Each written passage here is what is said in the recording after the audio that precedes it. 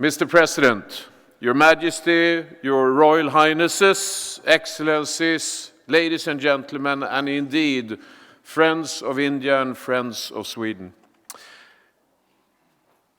I have become my own version of an optimist.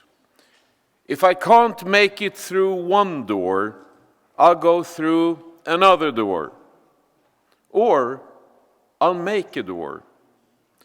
Something terrific will come no matter how dark the present. Well, these words are indeed not my own, but as many Indians in this room already know, they are the words of Tagore, the Nobel laureate in literature. I am myself also an optimist, not least when it comes to Swedish-Indian relationships. And I would, of course, not describe the present as dark, but on the contrary, I share the innovative and entrepreneurial spirit of Tagore, and I'm certain that something really good will come out of this relationship between India and Sweden, and that many more doors will be opened or manufactured thanks to your visit, Mr. President.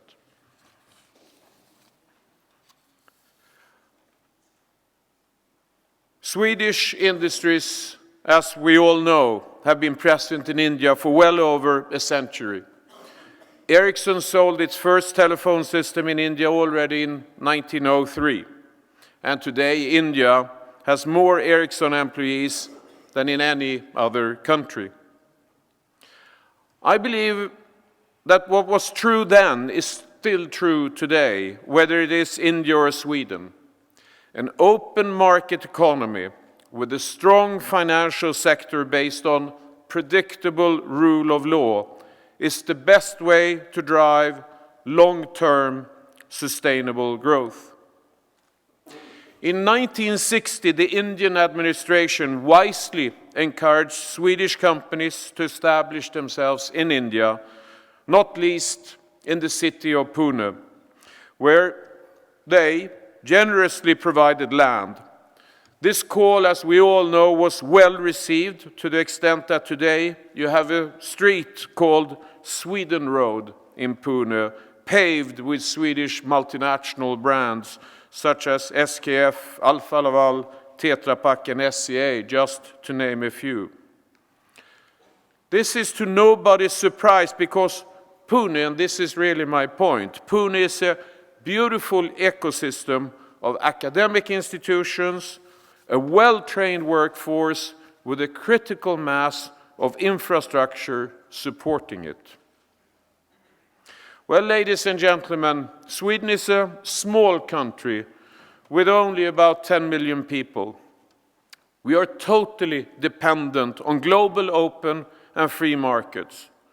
No need to say that the market of 1.3 billion of aspiring young and increasingly well-educated population is a tempting door to walk through for Swedish business.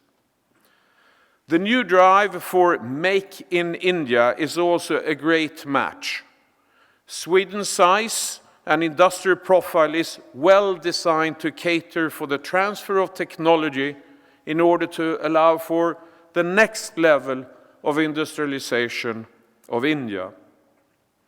As you know, a key element in the Make in India initiative is aimed at growing India's manufacturing sector. And I think to become a reality, I believe Make in India will also require domestic reforms that somewhat improve India's business environment and ultimately encourage even more investment. I wish to applaud India's recent recognition of the importance of integrating a growing manufacturing sector into global value chains.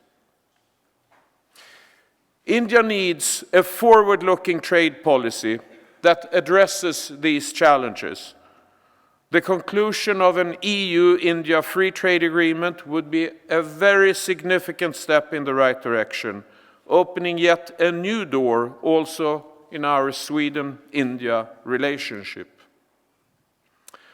To conclude, and back to the optimism of Tagore, I believe political leaders accept that we live in an increasingly interconnected world where the markets are interrelated with production facilities, which are in turn integrated with research and development, all in different places, and that we, thanks to new technologies, now all belong to one global world. All we now need is more free trade and collaboration, whether we are Swedes or whether we are Indians.